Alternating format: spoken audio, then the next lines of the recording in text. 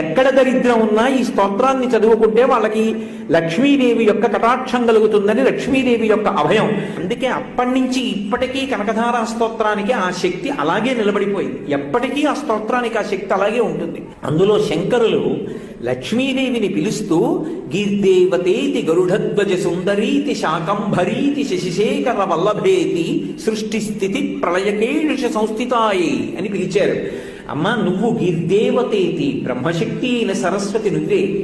గరుడధ్వజ సుందరీతి, గరుత్మంత వాహనం మీద వెళ్ళేటటువంటి శ్రీ మహావిష్ణువు యొక్క శక్తివి నువ్వే.